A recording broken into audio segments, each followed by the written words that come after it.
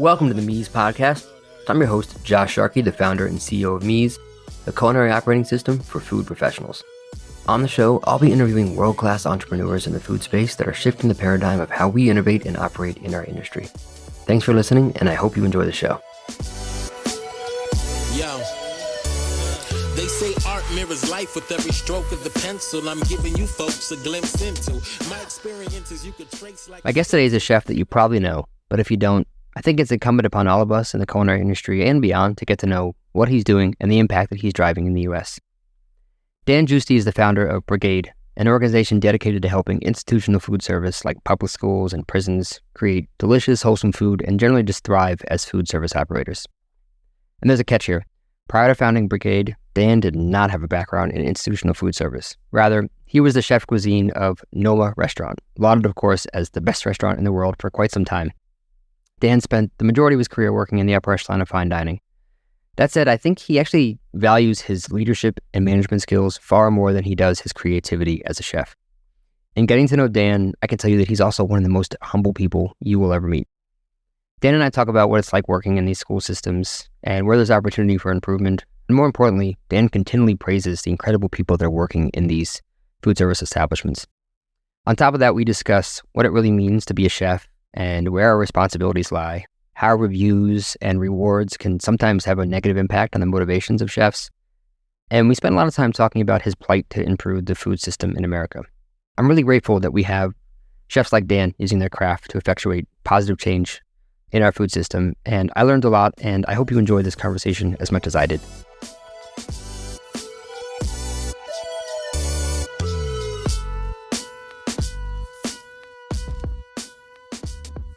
Maybe if we could start like how you got to Brigaid, because you started at Clyde's, CAA, back to Clyde's, Guy Savoy, back to Clyde's again. You probably worked at Clyde's like 600 times before you... I did work at Clyde's a few times, yeah. Went to NOMA, and then somehow from NOMA to Brigaid. So I would love to hear, like, how did that happen? I started working in restaurants when I was 15, and that was at Clyde's of Georgetown in Washington, D.C. I happened to be going to high school in Northern Virginia at the time. So I became interested in cooking primarily because I come from a big Italian family where I have some folks in my family who are really good cooks. I would consider them above your stereotypical good home cook. So some folks really are strong cooks. So I just became interested in it at a young age. And I went to a high school where people were really ambitious and really talking about career goals and colleges freshman year of high school. So I started doing the same. And because of my interest in cooking, I thought, why not give that a shot? I had the opportunity to kind of go to a career fair. I met a representative from the Culinary Institute of America.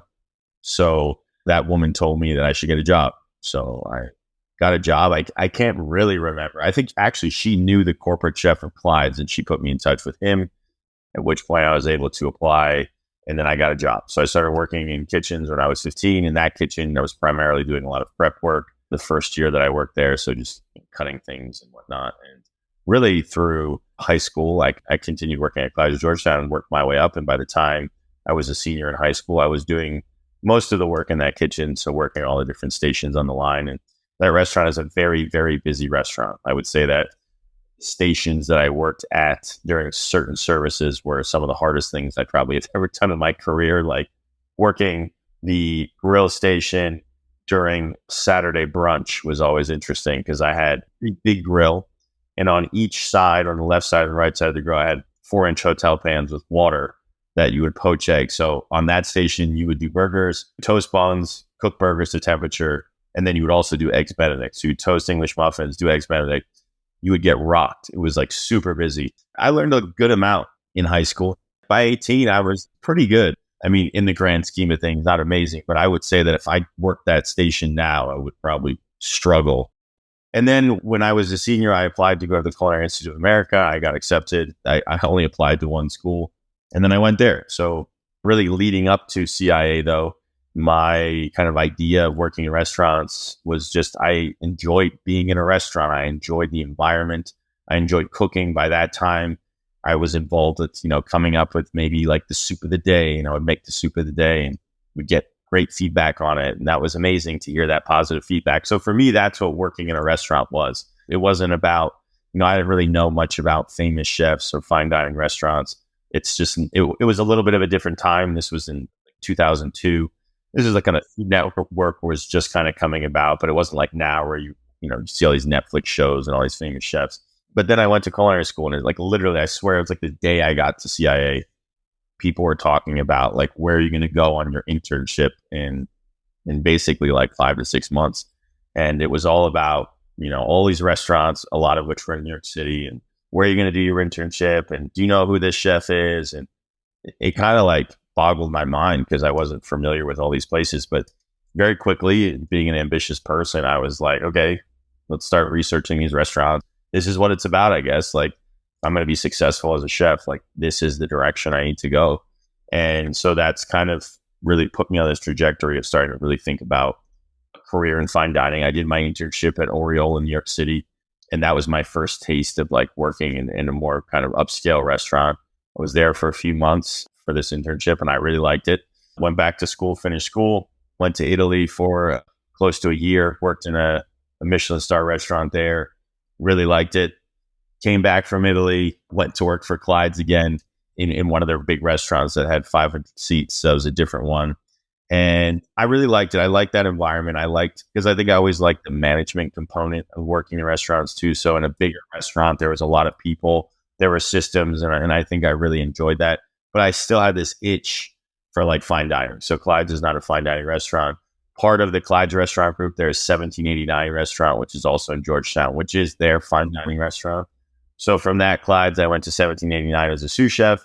From there, I went to work in Las Vegas at Guy Savoy. That was in like the 2007-8 period where a lot of big time French chefs opened restaurants in Las Vegas. So that was cool to go there.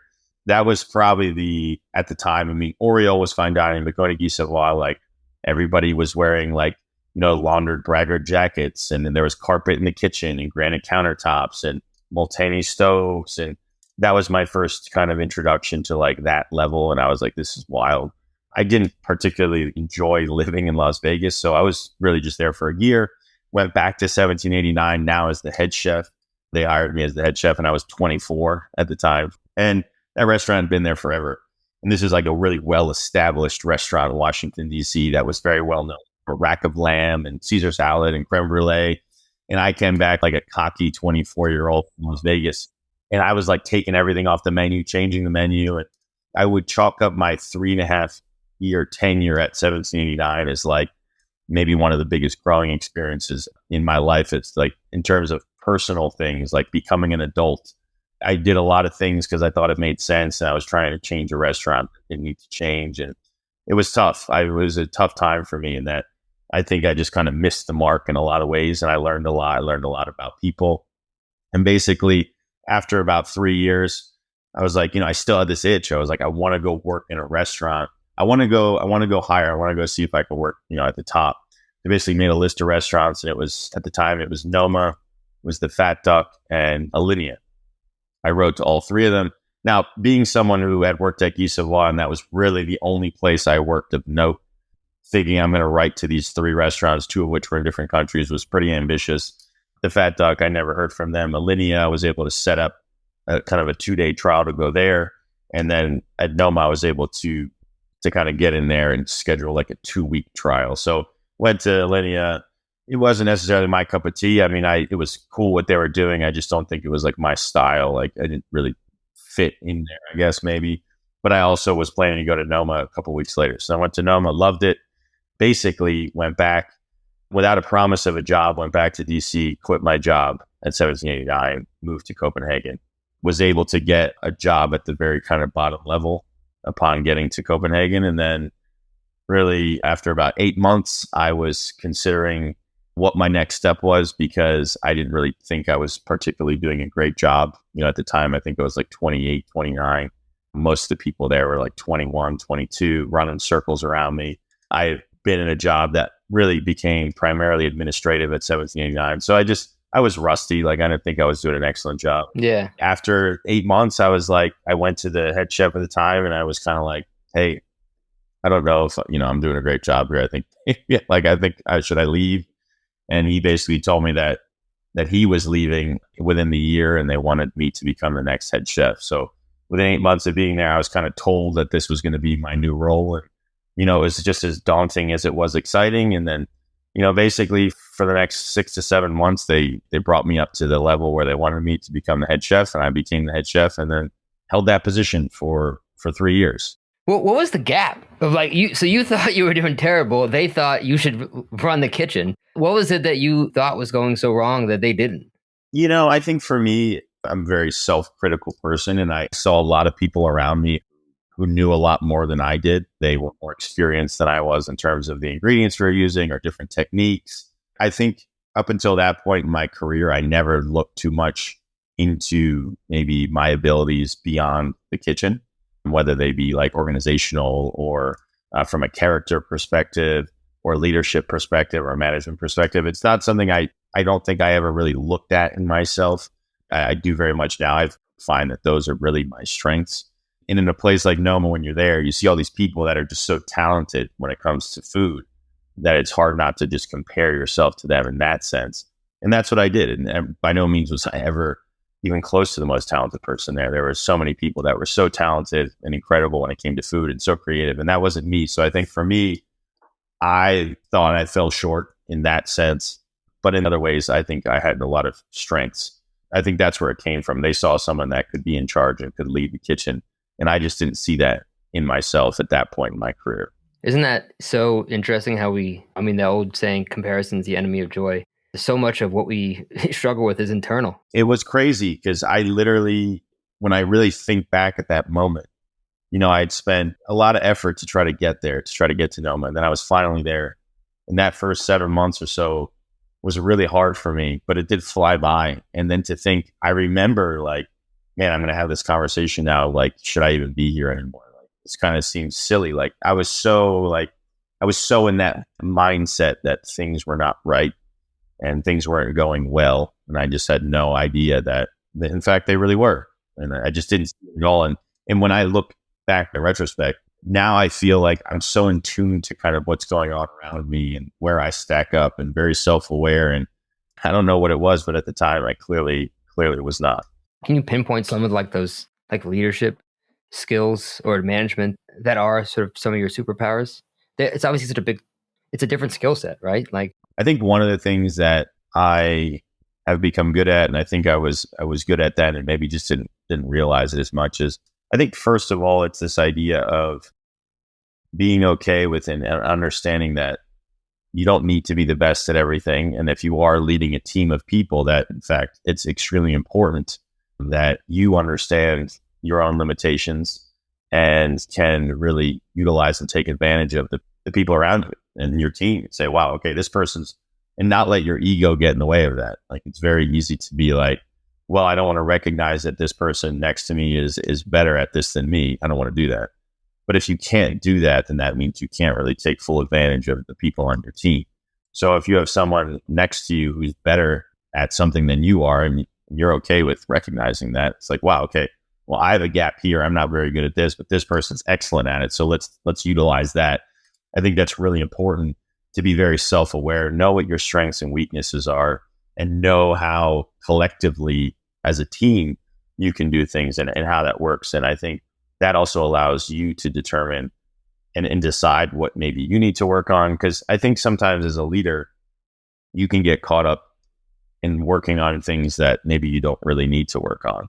And then that kind of gets in the way of working on things that you actually do need to work on, that you are the only one that's going to be able to provide that function to that group or that team. So I think for me, particularly in a place like NOMA, that was really important because there were so many people that were better at a lot of things than I was. And I needed to recognize that, not only recognize it, but embrace that. I think there's a big difference too, but recognizing it and then really embracing it and being okay, I've got all these people at my disposal to make this happen on a daily basis.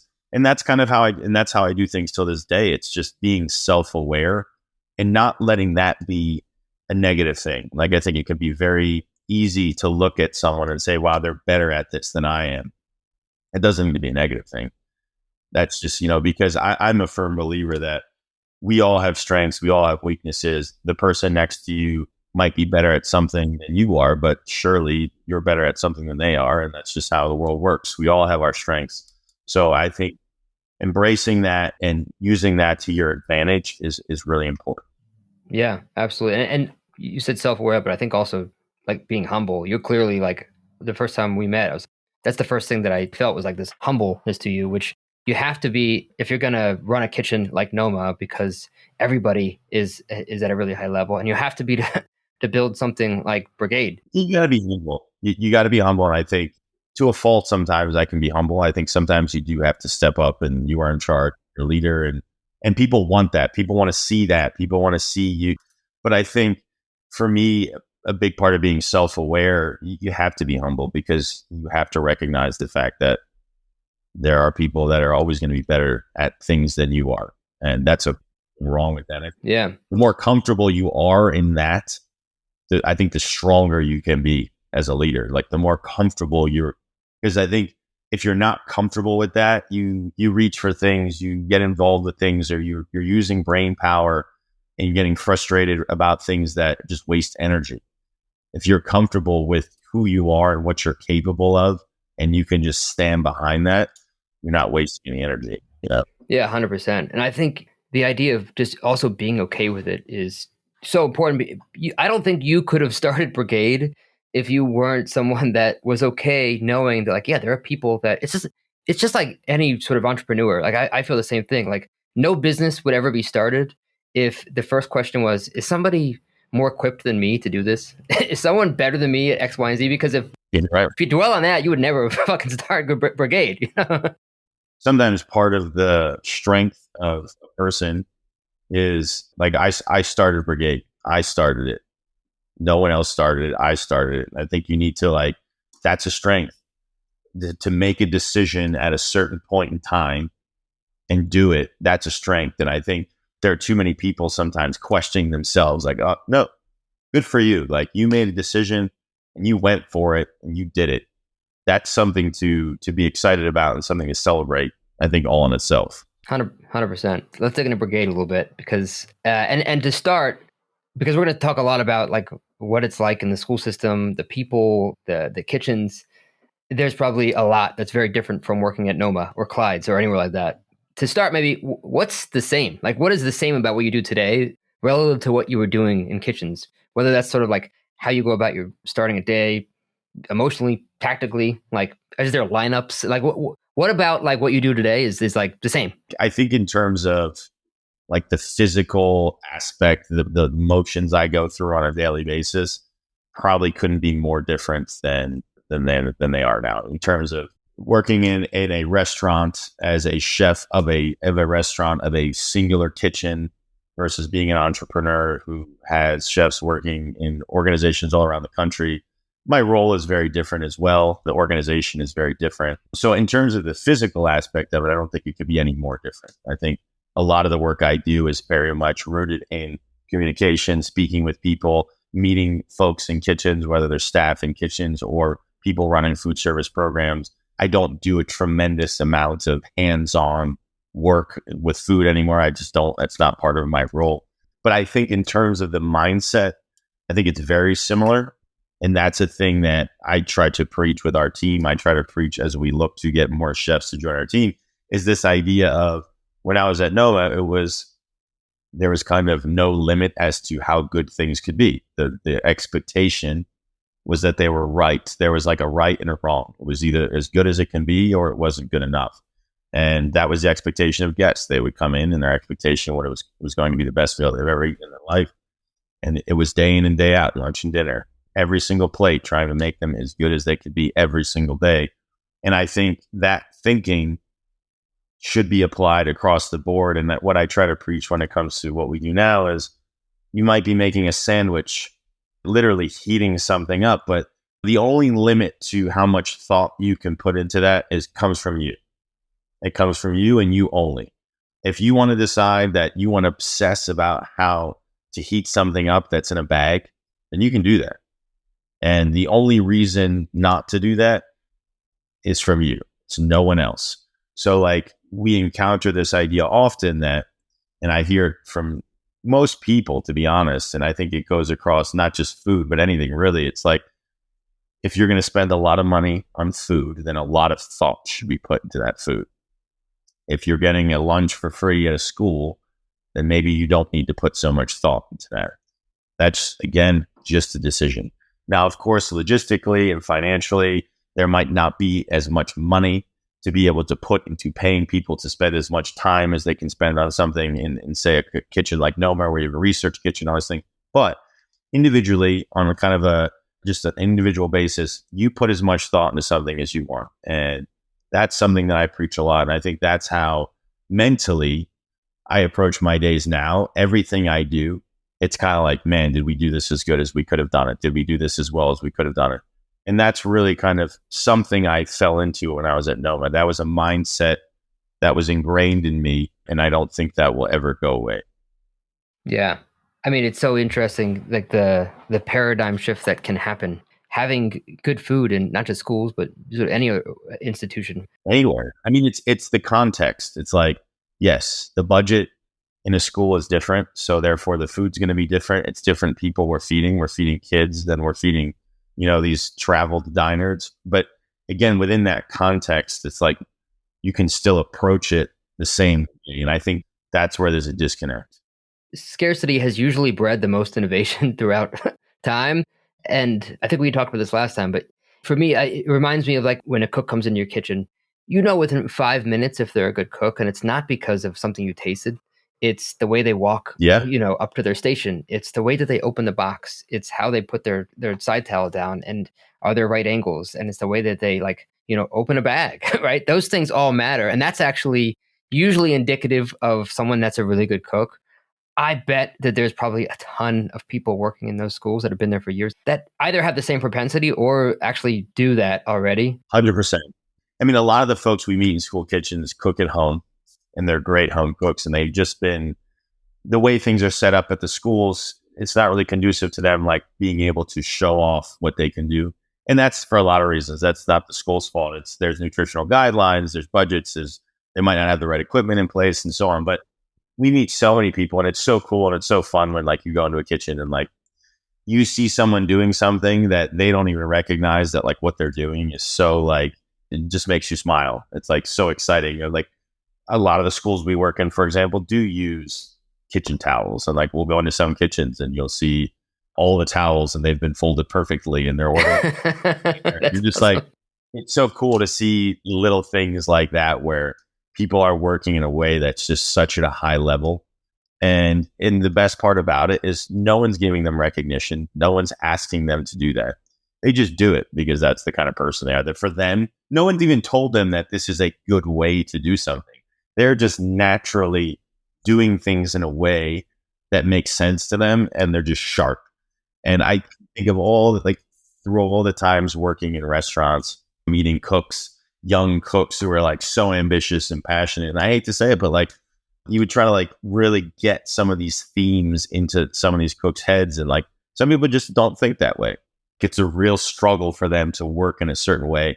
And then we go into these school kitchens and you just meet people who very naturally are just doing things in a very particular way. And they're just very organized and they're very smooth with it. It's very cool to see. And it really does sort of bridge the gap of skill set, to your point. Like there are a lot of cooks that you can ferment a piece of kohlrabi and put some dish together with that. But if you want to make a ham and cheese sandwich, it might not be good. Yeah, it's crazy. But honestly, Josh, I think that comes down to like desire to like, there are people who are just disinterested in certain types of food. Food's a funny thing, and I've come to realize this, and I'm not going to go off on a tangent, but it's like really, I think, very specific. The passion of cooking can be very specific. I think people say like, I'm passionate about cooking, but I think when they say that, a lot of people are passionate about cooking. They're passionate about cooking in a certain way.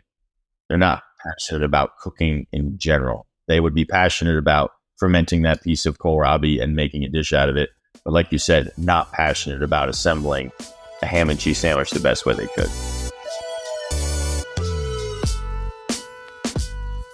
This podcast is brought to you by Mies, the culinary operating system for food professionals. As a chef and restaurant owner for the past 20 years, I was frustrated that the only technology that we had in the kitchen was financial or inventory software. Those are important, but they don't address the actual process of cooking, training, collaboration, and consistent execution. So I decided if it didn't exist, I'd do my best to get it built, so the current and next generation of culinary pros have a digital tool dedicated to their craft. If you're a chef, mixologist, operator, or generally if you manage recipes intended for professional kitchens, Mies is built just for you. Organize, share, prep, and scale your recipes like never before, and get laser-accurate food cost and nutrition analysis faster than you could imagine. Learn more at www.getmies.com.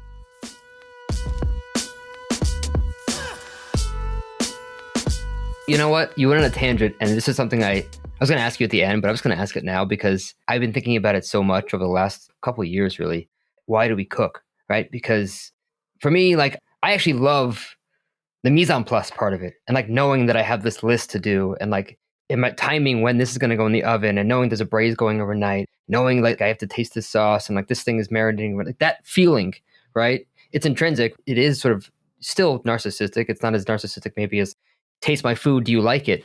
But we come from the same era, right? We started cooking in like 99, 2000, 98, whatever. We didn't do it because we were going to go be a famous chef. That didn't exist back then.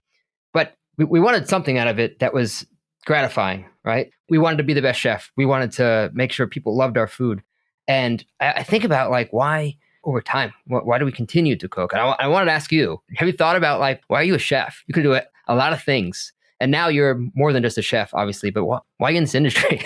Yeah, it's a great question. I think, I told my story and I didn't realize this and that. But I think when I really think about it, maybe it's not like you didn't realize why you started cooking. I think it probably changes, like what brings you joy cooking. And I think for me now, like I said, I don't do a ton of cooking per se now, but like in terms of working with food and being part of preparing food, I think I'm into a lot of that stuff too. Like if it comes to actually working in a kitchen or if I'm cooking at home, like I get a lot of joy out of getting organized and putting things together in a certain way. And like, I like that process. That's something that, that's exciting to me. I think there was definitely a time where one of the most important things for me was like being a part of making food that people were impressed by. That was for a good amount of time. That was something that was really important to me, that I was in a place where we were preparing food that people were blown away by. They're like, wow, that's impressive. That was important to me. And so I think that changes. And I think now what's most important to me, it's kind of like knowing that you have a certain experience and ability and like sharing that with someone. Like that's important to me now. I think so much of the work we do is based in this idea of like, whether the experience of our company or usually it's really the experience of the individual chefs who work on our team, and then being able to share that with staff in these kitchens, and then inherently that leading to food quality improving. And it's sharing it. It's like sharing what you know. To me, that's really important to me. And I think utilizing my experience to someone's benefit. And I think that can be done in a variety of ways. And I think for me right now, the way that we do that is through working with food service programs to help them reach their goals of improving food quality. And that's how we use our experience to benefit others. And that's, I think, for me, the most important thing now. But when I worked at Clyde's, I think I genuinely just like, that was a busy restaurant. And I genuinely liked the idea of working in a busy restaurant where it was fast paced and you had to be organized and there were systems in place in those restaurants. To me, that was extremely fulfilling. So I think you probably go through different stages of your career where cooking becomes fulfilling in different ways. That's so smart. Yeah, there are different stages of your career as a cook. And to your point, though, I think that it doesn't last forever, that sort of external gratification, right? So I think that's something for chefs and cooks to consider, especially when they consider possibly coming and working with Brigaid, right? Relying on external gratification to be happy is really dangerous, right? If that's what you're looking for, it's fleeting, right? Where I think that, with what you're doing, there's an opportunity to like find joy by like actually having an impact. And that's not fleeting. That lasts. It's also, I think, what I've come to realize is that, and I've been more outspoken about this recently, is that the way this external gratification comes, I don't know. It's like, is like basing your emotions and if you're feeling good or not, and your success, basing that off of an individual's opinion, one person who might write an article or a group of people, or that's tough. And, there's a lot of reasons why ratings are the way they are, and there's a lot of reasons why top 50 lists are the way they are. And is that what you want to base your whole life on? And I think one of many things I've come to really love in the institutional space, it's a very transparent space, for good or for bad. If kids don't like the food, you know about it. Kids love it. There's really no nonsense at play. No one's getting caught up in anything.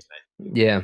Again, and to be a chef who puts blood, sweat, and tears into cooking, and you work so hard just for someone to write something that they want to write, or even these days, it's very easy, obviously, to have influence just by being someone who has a following on social media. To base everything that you do off of those opinions, that's tough. That's a tough way to live. And I don't think anyone should be living a life where they're judging their own success and themselves based off of an individual's opinion. When I was at NOMA, I mean, I would live just searching and scouring reviews of the restaurant and knowing who had eaten in the restaurant on Instagram and what did they think. And like, I could handle that. I could handle it. But I also don't think that like that leads you in the right direction. Like if you're basing your future and where you want to go with your career and your life off of what you read someone thinks about your food on Instagram, I don't know if that's taking you in the right direction, and that's going to ultimately lead to you being happy and being successful in your own mind, because that's what's most important, that like you feel successful for yourself.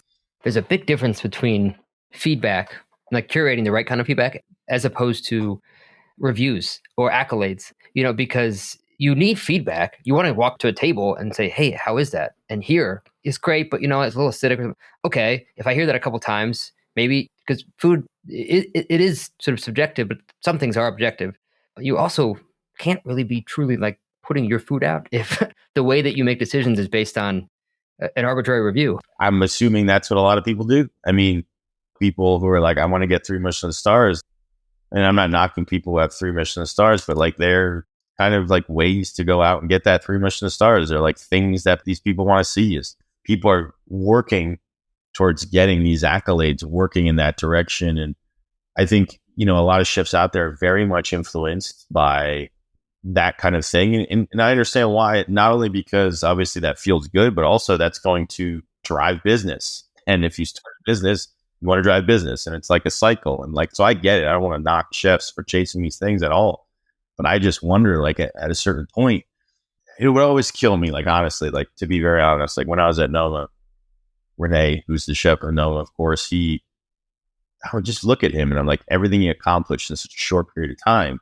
And, we're sitting there and I would just think of like, someone would say something on Instagram or someone would say something on a review. And part of me, I was like, why does he even care? He has accomplished so much. He is, like, in my opinion, he's a genius. And to think that there's these chefs out there who have accomplished so much and worked so hard and are so talented, that someone in a very casual and really kind of reckless way can just write something somewhere. And then that somehow has influence on this person's mind.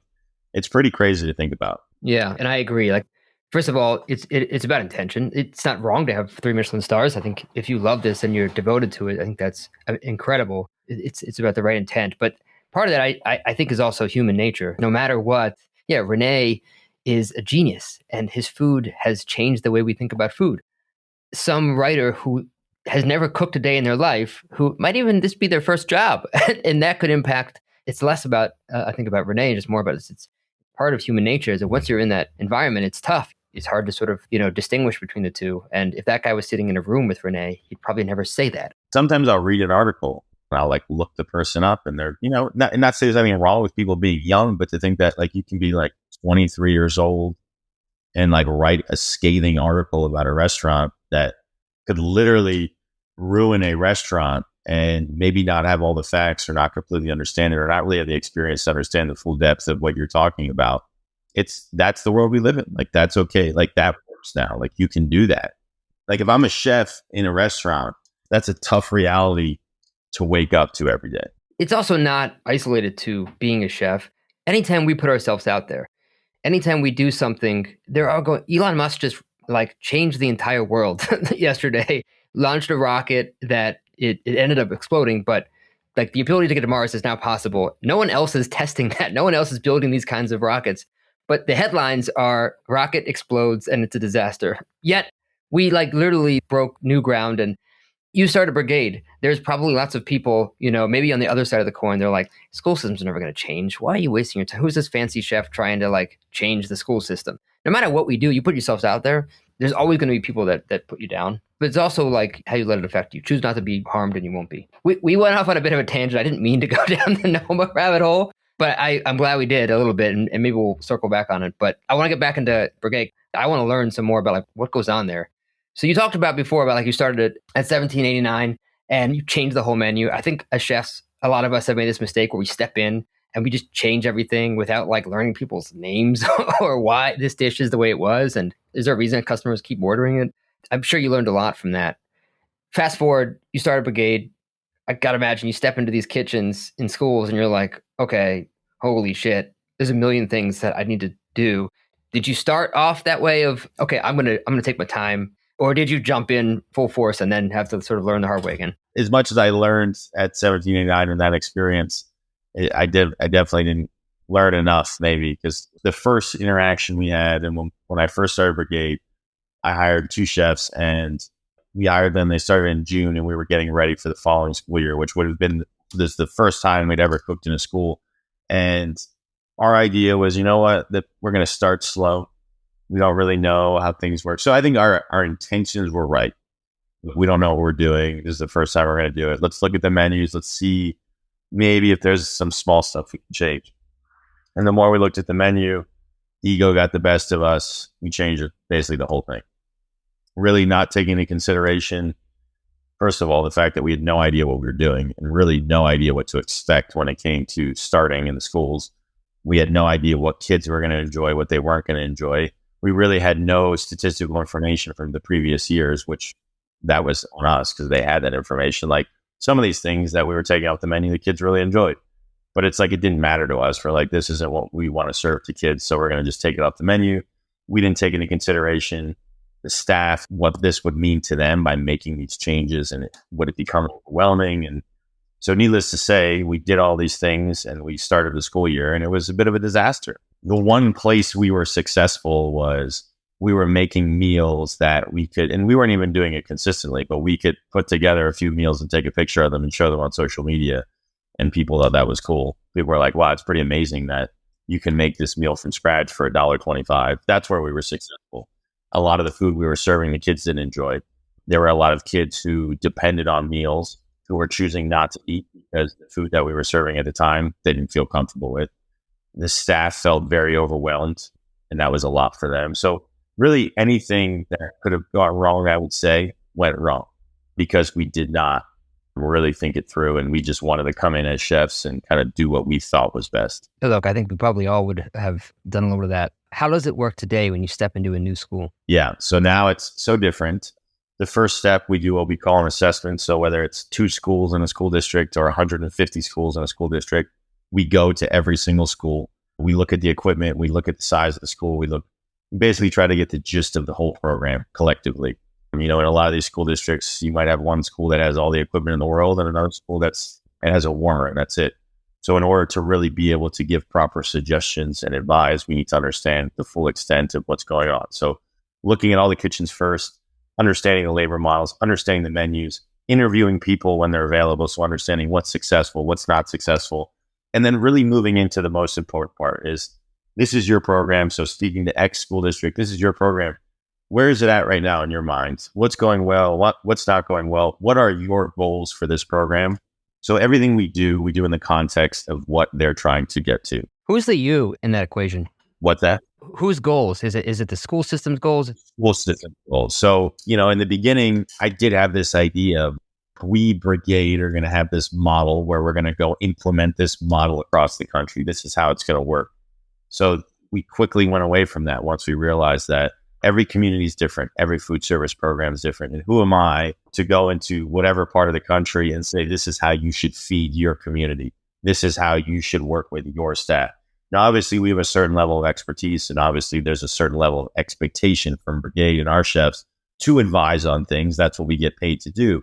But it's always done by asking questions first. What are you trying to achieve?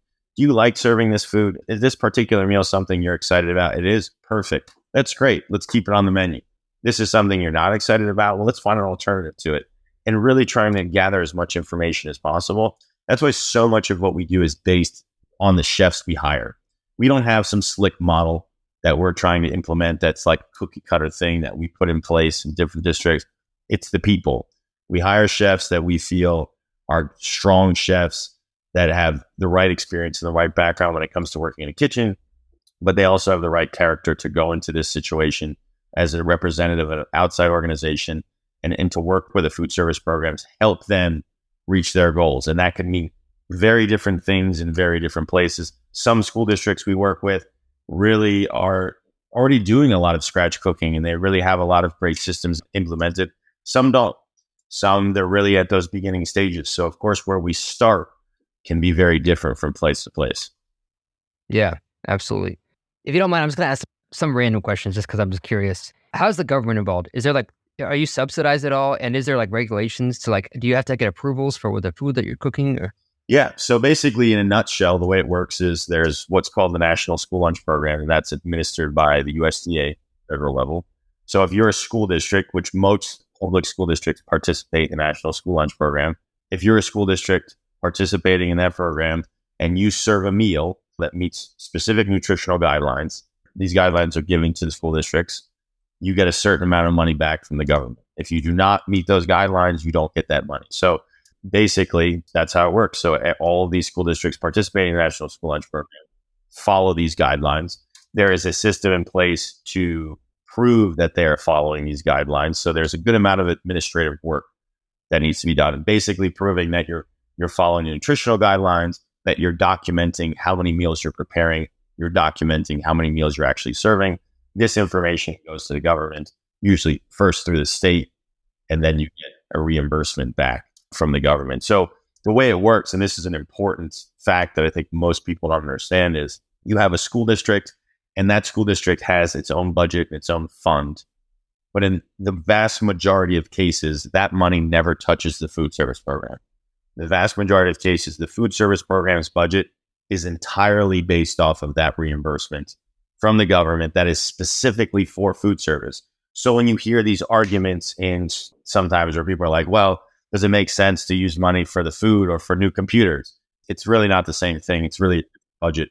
And usually the only time the general budget of the school district will support the food service program is if they absolutely have to, meaning that really the food service program is run like a business. If they're not keeping up and they're losing, then the kids still need to eat. So then the general fund will put money into it. But you're really kind of on an island with that set amount of money. So there's guidelines, which means there's like arbiters of who those guidelines are. Are you thinking about, or maybe you are already, like getting involved with what those guidelines are, changing them if there's things that you feel like that you believe could be changed? Yeah, I'll say I haven't been very involved. And at this point, I feel like we as an organization should be more involved. We should be more vocal. I guess my thinking on it always has been like, I never want to get to a point where we're spending more time thinking about those kinds of things than we are thinking about the food that we're preparing for kids today. So there's no question that these changes take a long time, and we should be involved. We should be more in that conversation of making changes. I think for the most part, the guidelines themselves aren't outrageous. I think they can always be better. They can always be in a very simple way where things are going now. And one of the kind of the most restrictive guidelines that makes it difficult to make delicious food is the sodium requirement. So they're actually looking to reduce sodium further, the allotment of sodium further, which quite frankly, it makes it difficult to make a meal that kids will eat and enjoy eating. So yeah, we should be more involved in that. We're not super involved. We're not super involved in advocacy work or policy work. Really would say that our main focus has been really just, I don't want to say head down, but kind of head down, like in the schools, work in districts. That being said, a lot of the districts we work with have, like, their food service director is someone who is very involved in these conversations.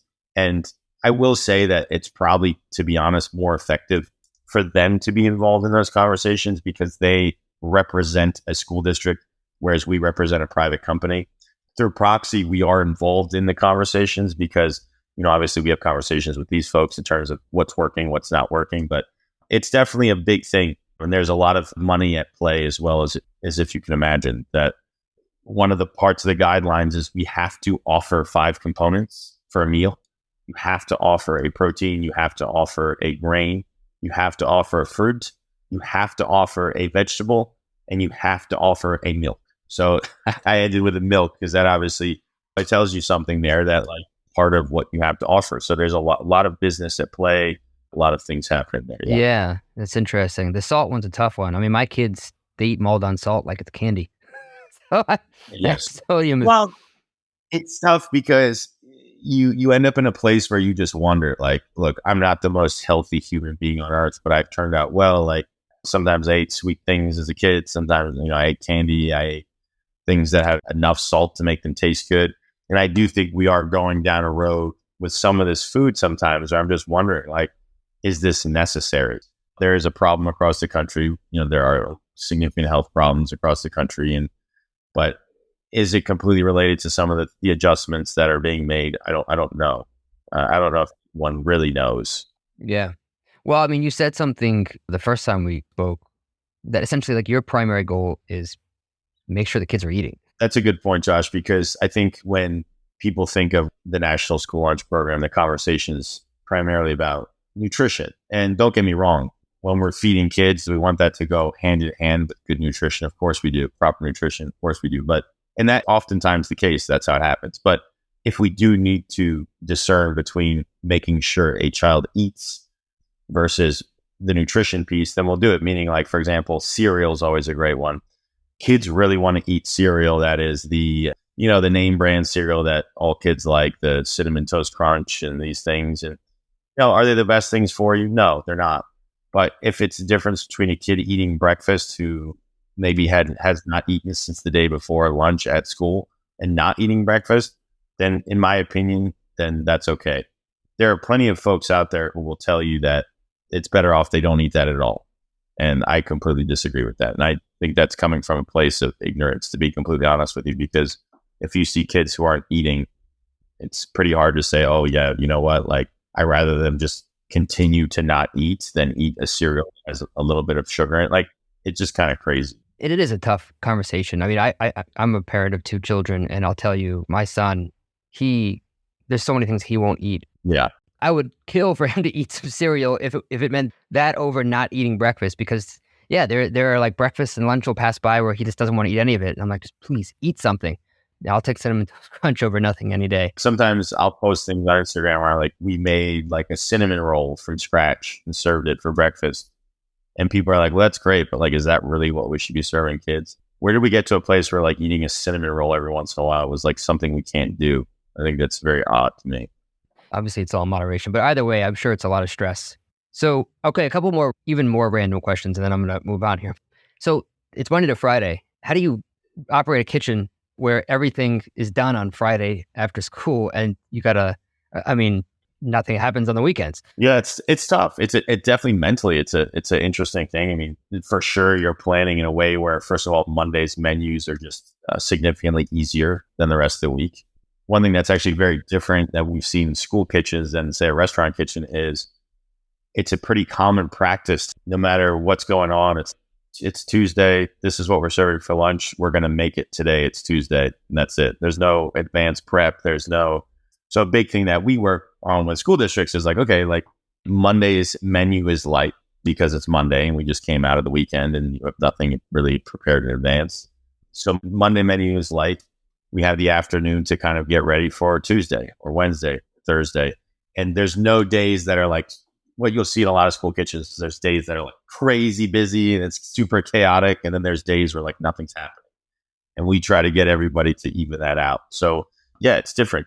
And that's something we see actually often when we do assessments in school districts where like the staff will tell you, they're like, I don't know why, the director made this the menu on Monday. It's too hard to come into. And they're right. Like it's like a difficult menu to come into on a Monday. But there are ways. I mean, there are things that, for example, like if we're doing baked goods and things like that, we'll put like baked dry ingredient kits together. So on Friday afternoon, it's a little slower because we're not getting ready for the next day of service. So it's like, okay, well, on Monday, we're baking muffins. Let's get all the dry ingredients weighed out, measured out, whatever we can do, we get ahead on. But it's difficult. I mean, anybody who's worked in a restaurant where it's closed 2 days a week, it's a lot to come into. It's a little bit of a beast. Yeah.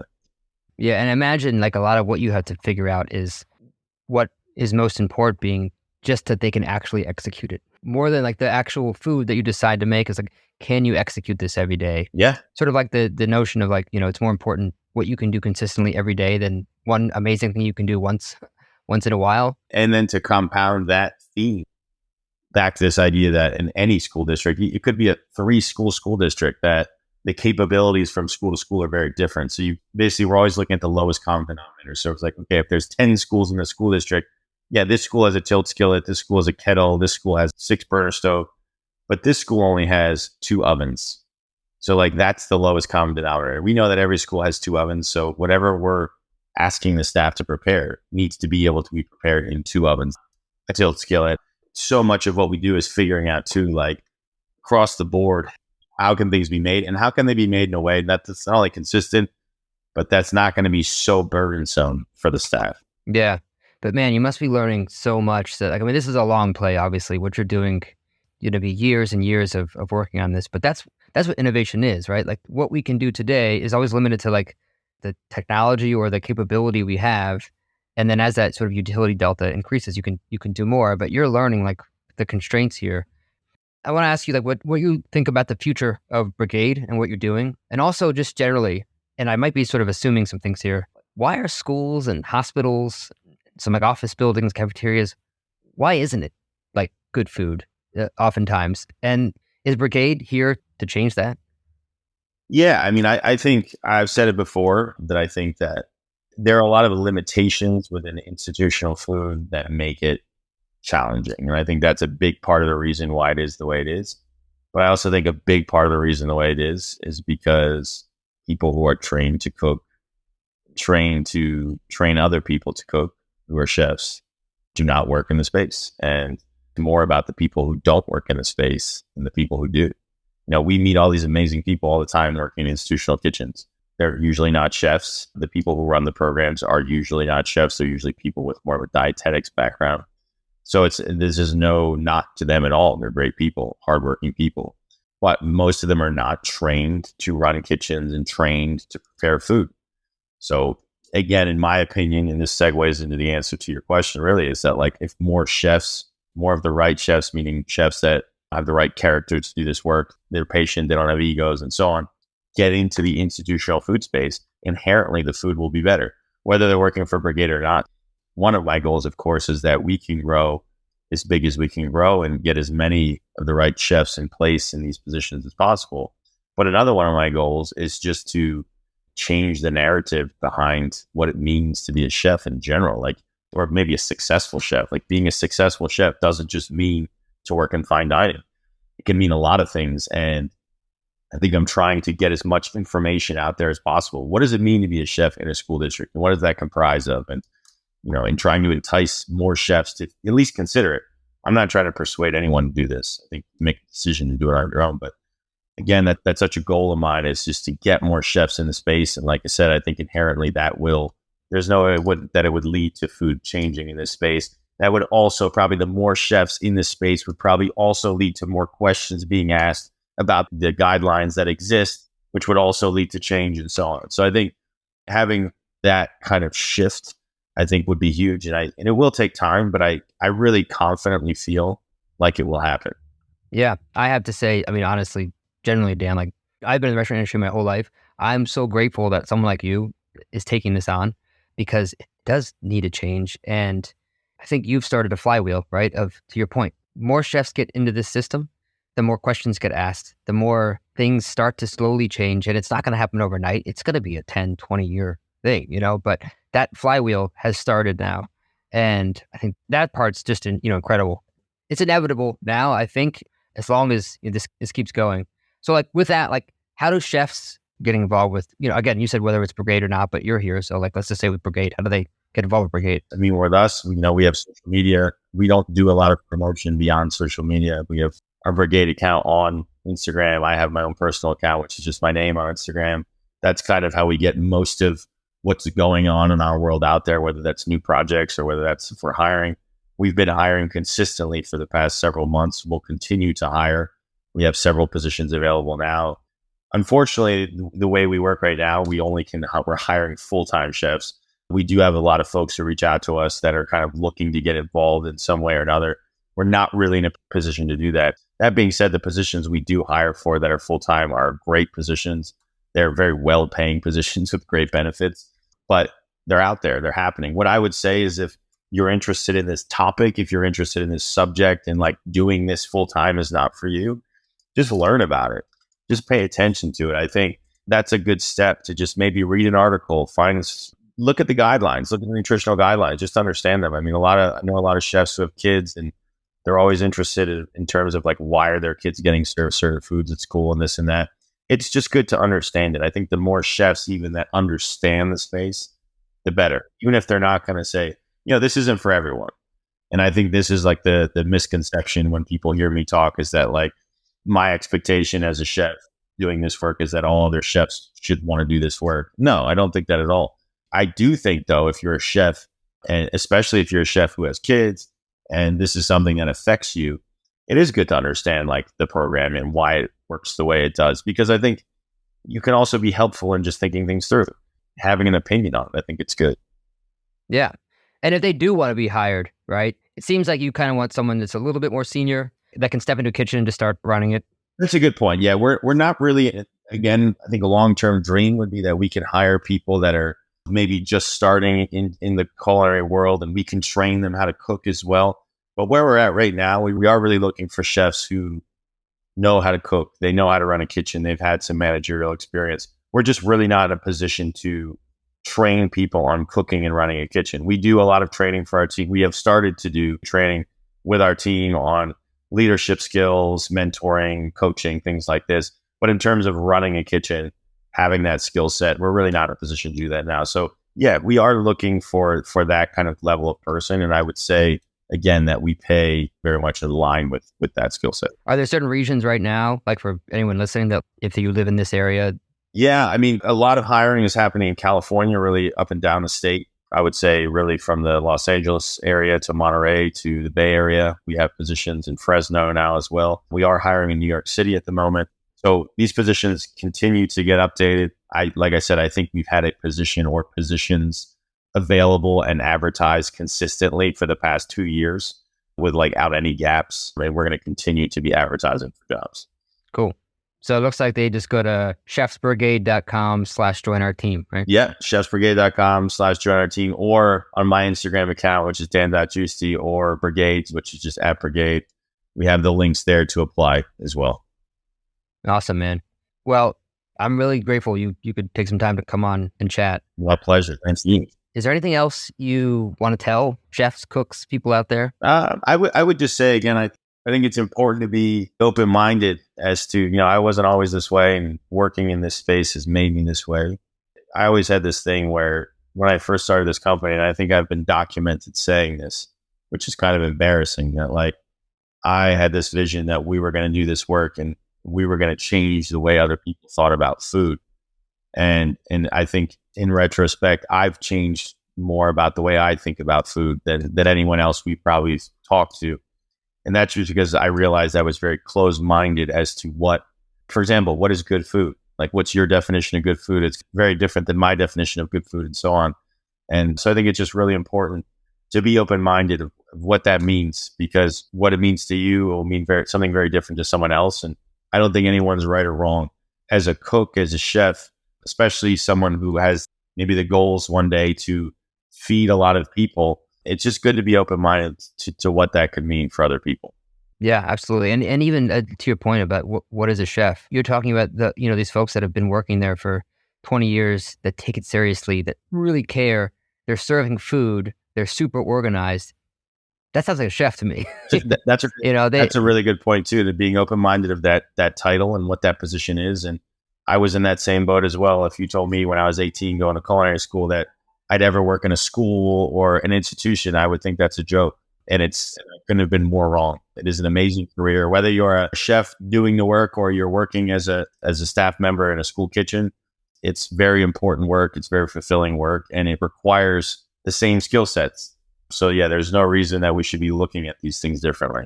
Yeah, man. Well, thank you again. And I'm stoked that we got a chance to chat. Likewise. Thank you so much. And we'll be spreading the word about Brigaid.